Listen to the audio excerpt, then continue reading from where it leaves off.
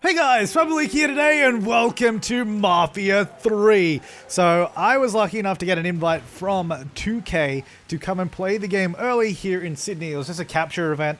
I went along, got to play the game for about 5 to 6 hours or something. So got a really decent go of the game. And I got a bunch of footage. I got about 2.5 hours of footage. But I thought in this video I would show off just this little mission here where I'm confronting Bobby Bastion and seeing what the deal is. So essentially we just need to try and get in there, get to him, and take him, not take him out, but hit him over the head and then ask him some questions. That's what we're trying to do. Of course you can go about it a couple of ways. You can either be run and gun, shoot it up, or you can try and sneak your way in. I'm trying to sneak my way in, and you'll see me, try and do that throughout this little clip of me trying to get in. I thought I could be sneaky and go around the back. Turns out I could not find a way in around the back. I think there is a few ways in around the back, which I found later, but at this point I wasn't sure. So I was like, you know what? Let's just stick around the front. I'll tell you what though. So I really loved Mafia 2. I never played the first one. I don't know. I just hadn't heard of the first one for whatever reason. But I loved Mafia 2. It's one of the few games I've actually finished like properly. There's a lot of games that I get and I play, but I never really finish. I'm just like, yeah, it's good, but whatever. But that was one of the games I was like, yes, this is so much fun. And I got that exact same sort of feeling in this game. I think, well, at least I feel like the sort of grasp I got in the story in the sort of 6 hours or so I was playing was really enjoyable. I think it was really interesting as well. It's set in 1968 after the Vietnam War. You've gone back to the south of the United States. You're in basically New Orleans. It's called New Bordeaux, I believe is the name of the city. It's very inspired off New Orleans, and that's kind of the setting for it. 1968. So it's got a really interesting race element to it as well, because obviously tensions were high, and it was just that kind of era. So it actually really plays into the story really well. I thought I could go up those stairs. Turns out I couldn't, so didn't do that. But yeah, I'm sneaking around trying to find all my stuff. I think it was also really good. The event in general. The only thing I wish about these events is that they would just give you a space to just record commentary. I mean, I could have I guess taken a microphone and just recorded myself, but it always feels weird because there was only 6 of us playing on the day, so it's like I didn't really want to be sitting in the room being like, hey guys, Flabaliki, in the middle of everybody else also just trying to play the game quietly. But yeah, no, it'd be nice if you could do like a proper little gameplay section. It turns out I was getting very lost in this place right now because I'm heading down to the car park for whatever reason. Not the way that I want to go, but yeah, whatever. Yeah. So I found it was really interesting actually, because this game is it appears to be super long. I don't know how long the game is supposed to be, but initially we went in and we played like the tutorial sort of phase. Like it's not like hand holding all the way through, but the first, I think, hour to 2 hours of the game are sort of slowly introducing new elements as you go. Like kind of like any game where they introduce the bits and bobs as you go through. So the first 2 hours are pretty much, setting up the rest of the story and setting up the rest of the game. Then after that, it's like they were just like, okay, now we're going to jump you in, 15 hours into the game further on, and it appears to be only like halfway through the game where we're at now. So I don't know how long this game is supposed to be, but it seems to be pretty meaty, and I really enjoyed it so far. I mean, I guess I won't get a really good grasp on it until it comes out, obviously, but from what I played, I really enjoyed it and I really want to play more. So yeah. Anyway, eventually figured out I had to sneak my way up here. The AI, I can't remember if you can turn up the difficulty or not. I can't remember. It was a few days ago now, but they seemed pretty blind for the most part. Especially, it sounds like when you're playing the game, it sounds like you're making a lot of noise, rustling around and slamming against objects to hide. It's like I don't like that guy there. That kind of stuff kind of annoyed me. How it's like they just didn't see me pop, like as if you wouldn't be able to see this guy hiding there, but that kind of stuff I was like, yeah, it's a bit weird. But he's seen me, sentry alerted, get him. Going stealthy in this game is so much fun. It really is. Like, look at this, we can sneak up on this guy. He's gonna head over to like the thing on the wall, like the little medicine cabinet, and whoop, and you're down. I'm not. Yeah, I don't know how people wouldn't see or hear that, but let's not ask too many questions because I think I guess you got to get the balance right between realism and asking questions. You know, like if it was completely real, it would probably be, I don't know, it wouldn't be as fun. Anyway, yeah, so we're just sneaking our way through this lab trying to find Bobby Bastion. Where you is, man? I have a few questions for you. Anyway, so there's a really I don't know if I use the mode in this, but once you spot people, like I can see those guys over there. Once you know, like once you've seen them once, if you press the 2 box button on an Xbox controller, I don't know what it would be on a keyboard, but that button will like basically give you wall hacks, and you can see sort of see where the people are walking through the walls. I mean, of course, you also have your mini map, so you can see them on there, but it's sometimes very helpful to see where they are as well, because in some situations there'll be like fog and mist, and it's actually the visibility is super low, and especially I think some places have the power go out, so it's actually really useful to be able to see where people are with a little outline. Okay. Now we're getting serious. We're in this big open area. Got like 3 people in this room. We got to try and sneak our way around. Here we go. Here we go. Ooh. Oh God. I'll tell you what though. Just trying to get used to the controls on this versus like GTA. That's always an interesting one, switching between games, because they always have different control schemes. But I got pretty good in the end. Here we go. And I missed. And I've still missed. Oh no. It's gone horribly wrong. Absolutely just trying to clock that guy, and I shot him in the end, and I completely missed that dude, and I'm dead. Yeah, so my first attempt didn't go very well.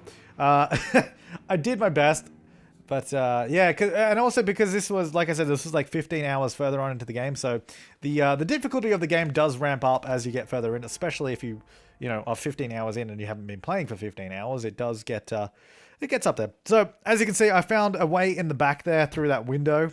Like I was saying earlier, how we went in through the front, but there was actually a back way. So here I am using you can actually like whistle, so you can make like a little sound to attract any people walking around. They'll tend to break away individually and search for the sound, which I'm trying to do. So this guy's going to come around the corner and say, whoop, and you're in the bathroom and you're dead. And now there was another guy that's also on his way, and this actually worked out. So this actually worked out really well. It's like, oh, you've come into the bathroom as well. Hey, buddy, and join your friend. Thanks. And then we're clear to move because we've just taken out those 2 guys that were wandering around. And conveniently, they are hidden in the bathroom. So that was quite good. Yeah, so if you guys have any questions about the game as well, you can probably post them in the comments. I don't know. I will have very limited access to reading and responding to comments, which I apologize for because I am going away for 2 weeks. So I don't know how many I'll be able to answer, but I will try my best to check out the comments and reply to some common questions, because like I said, I did get a while to play the game, and I got a good grasp on it and had a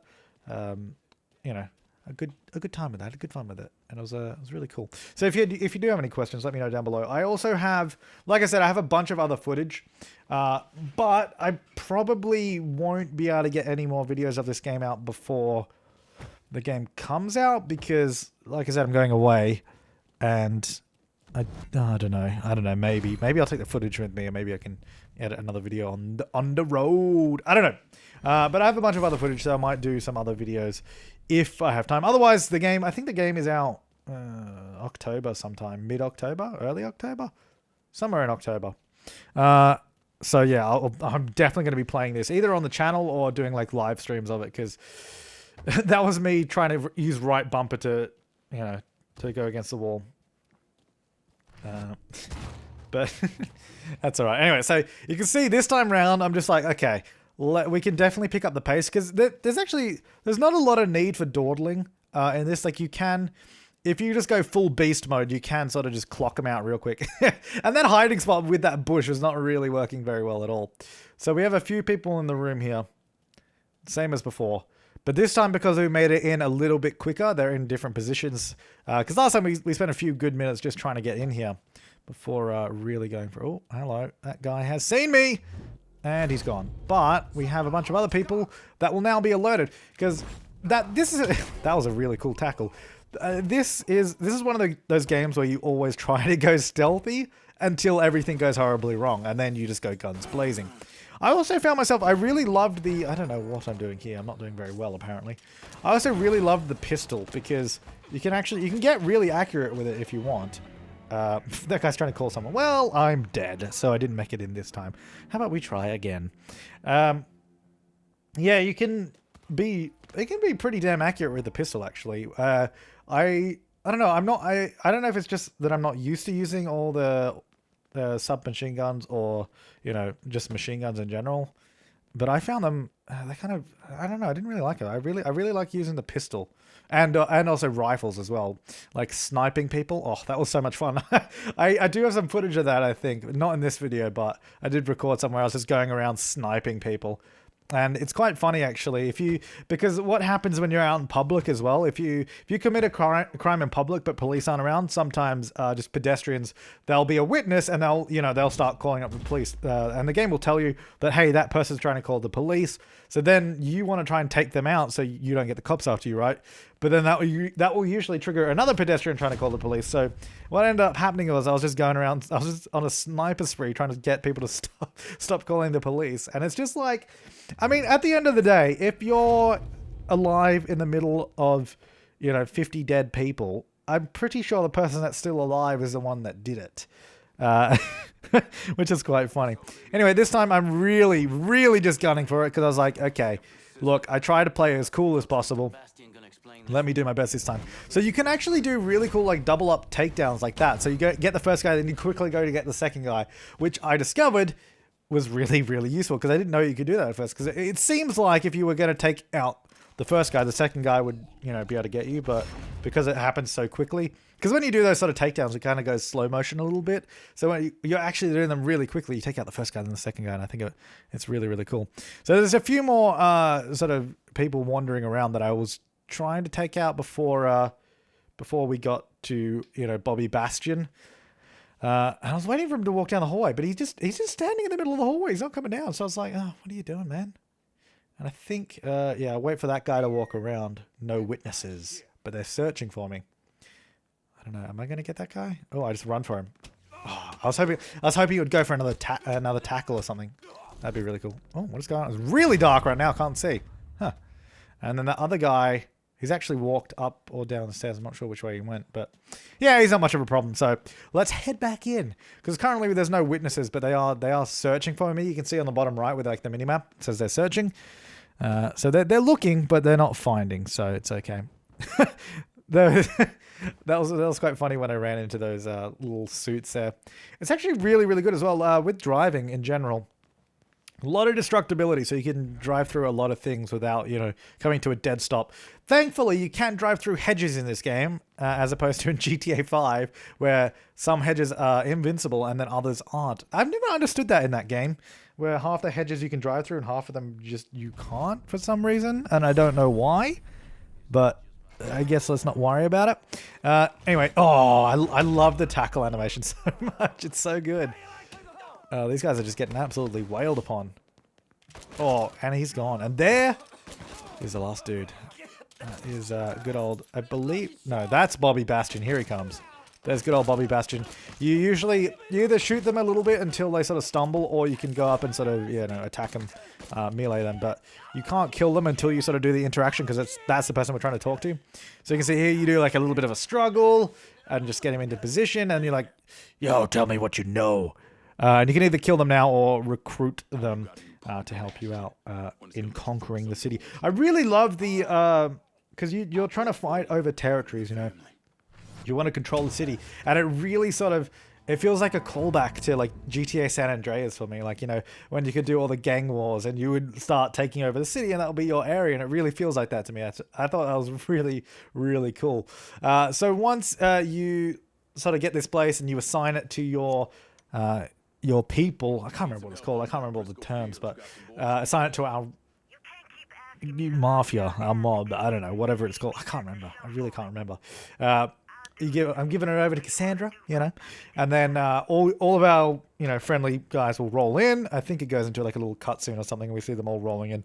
And now this is a friendly zone where you will, I think I was spawning here when I died. Like when I died, I think I spawned at this place because I guess it was the location we owned in the area. But anyways, guys, that is it for this Mafia 3 video. The game was a lot of fun. I really can't wait for it. It is actually really, really cool. I'm so excited. But thanks for watching, guys. I will see you next time, and have an awesome day.